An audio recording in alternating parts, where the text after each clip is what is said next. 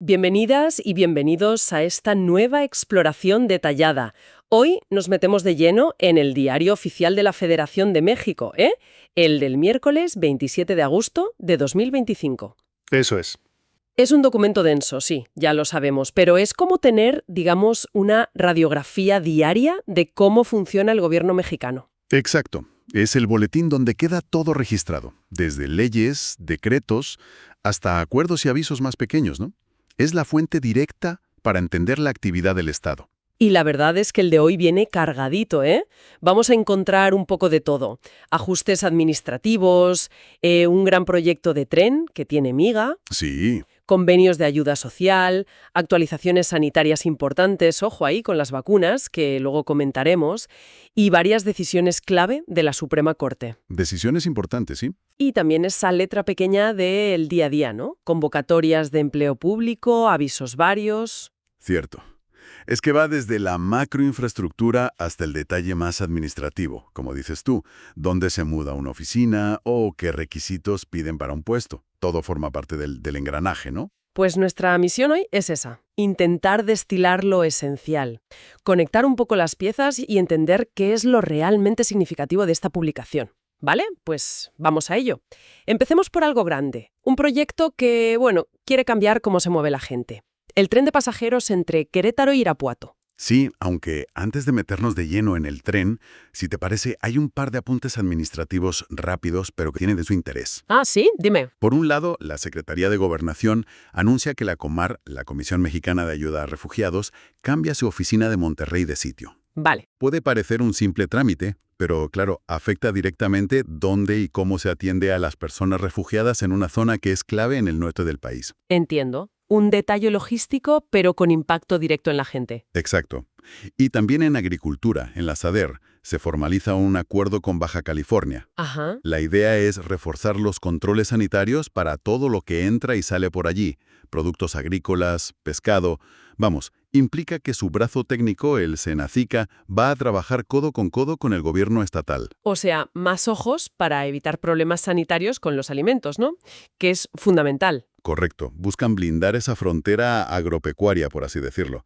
Y bueno, dentro de la propia SADER también delegan algunas funciones internamente, algo habitual para intentar que la burocracia sea un poquito más ágil, supongo. Entendido. Vale, pues aclarado esto, ahora sí vamos con el plato fuerte en infraestructura. El convenio marco para el tren de pasajeros Querétaro-Irapuato. Sí, Lo firman la Secretaría de Infraestructura, Comunicaciones y Transportes, la SICT, el Gobierno de Guanajuato con la gobernadora Livia Denís García Muñoz Ledo al frente y un grupo de municipios importantes por donde va a pasar. municipios clave, sí. A Paseo el Grande, Celaya, Villagrán, Cortázar, Salamanca e Irapuato. Casi nada. Casi nada, ¿no? Y la clave de este convenio, el verdadero meollo del asunto, es conseguir el terreno, lo que llaman liberación del derecho de vía. Claro, sin eso no hay tren. Sin eso no hay tren. Y aquí lo interesante es cómo se reparten las tareas. Se habla de coordinación estrecha, de informes mensuales para ver cómo va avanzando todo, pero sobre todo destaca el papel activo que asumen los ayuntamientos. Eso es. No es solo que den el visto bueno y ya está. No, no. Se comprometen a dar facilidades muy concretas. Exenciones o descuentos en impuestos y trámites relacionados con conseguir esos terrenos. Y, sobre todo, a acelerar permisos. Exacto. El anexo único lo detalla para cada uno. Por ejemplo, en Cortázar, pues prometen sacar cédulas catastrales o certificados de no deber impuestos municipales en plazos súper reducidos, de 3 a 5 días hábiles. Fíjate, eso es rapidez. Lo que estamos viendo es un modelo de colaboración donde los municipios no son meros espectadores, ¿eh? Son facilitadores activos. Sí, sí. Ofrecen incentivos tangibles para desatascar un poco la burocracia que muchas veces frena estas grandes obras. Es un intento claro de alinear a todos los niveles de gobierno para que el proyecto avance. Que ya era hora, ¿no? Por cierto, este convenio se firmó ya en abril de este año, 2025. Sí, ya llevo unos meses en marcha entonces. Bueno, cambiamos de tercio. Nos vamos ahora al ámbito social. El Sistema Nacional DIF, el SNDIF, que es, bueno, el brazo del gobierno para la asistencia a familias y grupos vulnerables, publica hoy varios convenios. Ajá. Se nota un foco en cumplir la ley de derechos de niñas, niños y adolescentes, especialmente pensando en menores migrantes, que es un tema muy sensible. Mencionan que actualizaron sus reglas internas en 2022 para ser más eficientes. Y ponen un dato sobre la mesa que me parece relevante para justificar la necesidad de apoyo a la gente mayor. A ver. Dicen que aunque la pobreza en personas adultas mayores bajó bastante entre 2018 y 2022, menos del 43% al 31%, que no está mal, todavía hay casi 4 millones en esa situación. Madre mía. Casi 4 millones. Es un recordatorio duro de que la asistencia social sigue siendo crucial para este grupo, desde luego. Totalmente. Hoy vemos 3 convenios publicados y es interesante que siguen una plantilla muy similar. Parece como un modelo ya rodado, ¿no? Sí, parece que tienen un formato estándar. El primero es con Ciudad Juárez, en Chihuahua. Participan el SNDI federal, el DIF del Estado y el DIF del municipio, con su alcalde Cruz Pérez Cuéllar. Y los puntos clave se repiten y muestran un enfoque muy claro de control, ¿eh? Sí, exigen abrir una cuenta bancaria específica solo para los fondos federales, que además tiene que generar rendimientos. El SNDIF supervisará cómo se usa el dinero, se insiste mucho en actuar siempre pensando en el interés superior de la niñez. Y el acuerdo dura hasta finales de 2025, tal. Y la estructura, como decías, es calcada. Cuenta bancaria exclusiva, supervisión federal, obligación de entregar informes cada 3 meses y uno final. Dejan muy claro que el dinero solo puede ir al proyecto aprobado. Y añaden cláusulas de rescisión muy claras. Si el Estado no cumple, o usa mal el dinero, o no deja que lo supervisen, el CNDIF puede romper el acuerdo y pedir que devuelvan todo. Hombre, claro. Es un mecanismo para asegurar, o intentar asegurar, que los recursos lleguen a donde deben. Y la vigencia, igual, hasta finales de 2025. Misma lógica que el de Juárez. Cuenta bancaria, controlada, supervisión, informes. Y aquí subrayan algo importante. La obligación de devolver a la Tesorería Federal, a la TESOFE, todo el dinero que no se haya gastado o justificado antes del 31 de diciembre de 2025. Incluyendo los intereses que haya generado la cuenta, ojo. Incluyendo intereses. Vaya. Y un detalle legal, pero que tiene su importancia y aparece en los 3 convenios. Aclaran muy bien las responsabilidades laborales. ¿Ah, sí? Cada entidad, federal, estatal, municipal, es responsable únicamente de su propio personal. Así evitan líos sobre quién es el patrón si surgen problemas laborales. Es una forma de delimitar claramente las cosas. O sea que la foto general que nos dan estos convenios es la de un gobierno federal intentando dirigir fondos a fines sociales muy concretos, en estados y municipios, pero con muchísimas cautelas, ¿no? Sí, sí. Controles financieros estrictos, supervisión constante y la amenaza clara de tener que devolver el dinero si no se cumplen las reglas del juego. Exactamente. Pasamos a otro frente, si te parece. De- La implementación de la gran reforma laboral de hace unos años. Venga. Sigue avanzando y hoy la Secretaría del Trabajo, la STPS, publica convenios para dar dinero, subsidios, a los estados.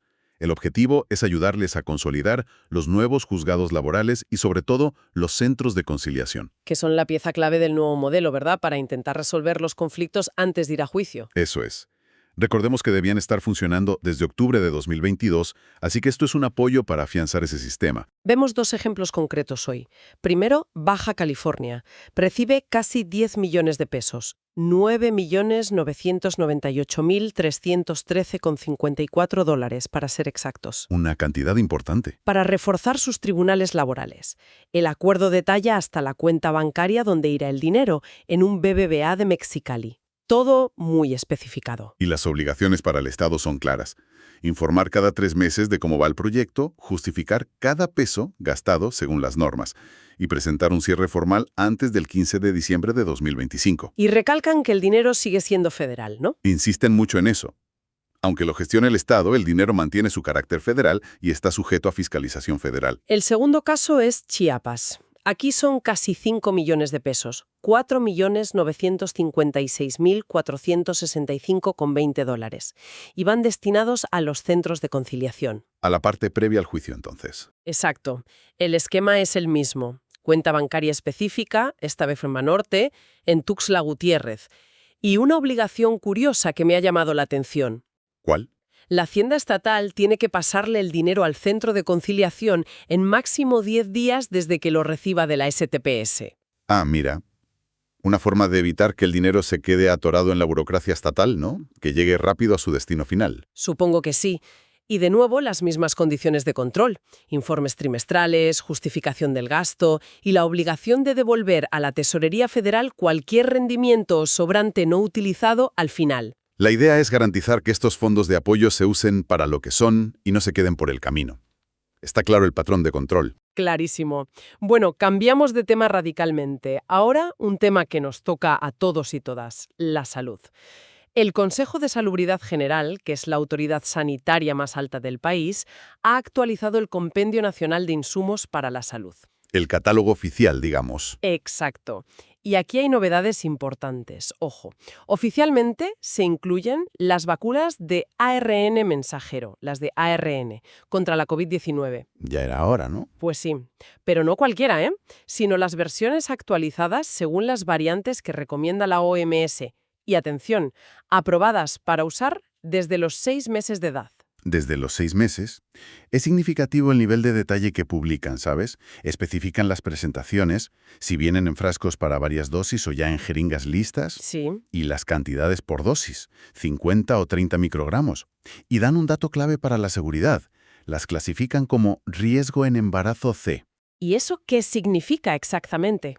Pues, traducido, significa que no hay estudios suficientes en embarazadas para estar seguros al 100%. Así que hay que valorar muy bien su uso caso por caso. Es una advertencia importante. Desde luego. Y también listan las reacciones adversas más típicas que se vieron en los estudios: dolor de cabeza, de músculos, cansancio, fiebre, y lo típico en el lugar del pinchazo, ¿no? Dolor, hinchazón. Información esencial para médicos y pacientes. Fundamental. Pero la actualización va más allá del COVID. Tocan otros medicamentos. Por ejemplo, uno llamado Mepolizumab, para tipos graves de asma. Ajá. Y otro, dapagliflozina, que se usa para diabetes tipo 2 y también para otras cosas. Para este último, añaden avisos importantes. Cuidado con la función del riñón y el riesgo de bajadas de azúcar, sobre todo si se combina con insulina. Detalles clínicos importantes. Sí, y no solo fármacos. Incluyen una nueva fórmula de nutrición por sonda, de esas muy concentradas en calorías y proteínas. Ah, mira. Y actualizan la lista de aparatos médicos con tecnología punta, un sistema que combina angiografía y una técnica llamada OCT para ver con muchísimo detalle los vasos sanguíneos del ojo, un aparato de ablación por microondas para destruir tumores Vaya. y piezas específicas para cuando hay que reoperar una prótesis de rodilla. O sea que esta actualización del compendio es crucial. Es como el catálogo oficial de lo que el sistema público de salud puede comprar y usar. Exacto. Define el estándar de tratamiento a nivel nacional y guía las compras de medicamentos y tecnología. Marca la pauta. ¿Entendido? Bien, y ahora entramos en el terreno de la Suprema Corte de Justicia de la Nación, la SCJN. Hoy se publican varias sentencias sobre acciones de inconstitucionalidad. Uf, tema denso pero importante. Sí, son esos juicios donde se decide si una ley choca con la Constitución federal. Efectivamente. Son decisiones muy importantes porque marcan los límites a los legisladores, sobre todo a los de los estados, y protegen derechos que están en la Constitución. Vamos a ver qué resolvió la Corte. El primer caso es Doble Acciones 40 y 482-2024. El Gobierno federal y la Comisión Nacional de Derechos Humanos, la CNDH, impugnaron leyes de ingresos de varios municipios de Querétaro. Y la Corte anuló varios cobros que hacían estos ayuntamientos. ¿Qué tipo de cobros se tumbaron? Pues, por ejemplo, cobrar por buscar documentos o planos en los archivos municipales. Anda. La Corte dijo que eso va contra el derecho a acceder gratis a la información pública, que está en el artículo 6º de la Constitución, y que además era un cobro exagerado, desproporcionado. También anularon cobros por sacar copias certificadas o buscar datos en los registros civiles de otros municipios. Las razones: las tarifas eran desproporcionadas y a veces ni siquiera estaba claro cómo calculaban el coste. Lo cual crea inseguridad jurídica, claro. Totalmente. Y un punto muy relevante: se anuló el cobro por registrar el reconocimiento de un hijo. Hombre, eso es fuerte. La Corte consideró que eso ataca el derecho a la identidad y la gratuidad de la primera acta de nacimiento, que garantiza el artículo 4º constitucional. Reconocer a un hijo es parte esencial de ese primer registro gratuito. Tiene todo el sentido. Además, en el caso de Colón, Querétaro, anularon unas multas administrativas por cosas como ofender la moral o faltar de palabra a la autoridad. Uf, esas definiciones tan vagas. Exacto. La Corte dijo que esas descripciones son demasiado vagas, demasiado ambiguas. Las leyes que imponen sanciones tienen que ser súper precisas. Es lo que llaman el principio de taxatividad. No pueden dejar margen a que la autoridad decida arbitrariamente qué es ofender la moral. Clarísimo. Segundo caso. Acción 79-2024. La CNDH contra el Código Penal de Morelos por cómo definía el maltrato animal. Usaba frases como en la medida de lo posible, interacciones apropiadas, entorno estimulante. Ya me imagino el resultado. Pues sí. La Corte anuló esa parte de la ley. Otra vez, por lo mismo. Falta de claridad y precisión. En derecho penal, las conductas prohibidas tienen que estar descritas sin ambigüedades. Claro. Expresiones tan subjetivas no permiten saber qué está permitido y qué no.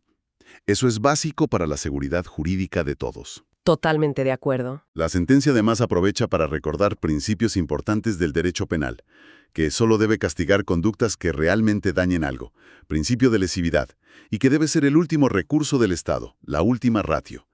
Con una ley tan vaga, era imposible saber si se cumplían estos principios. Entendido.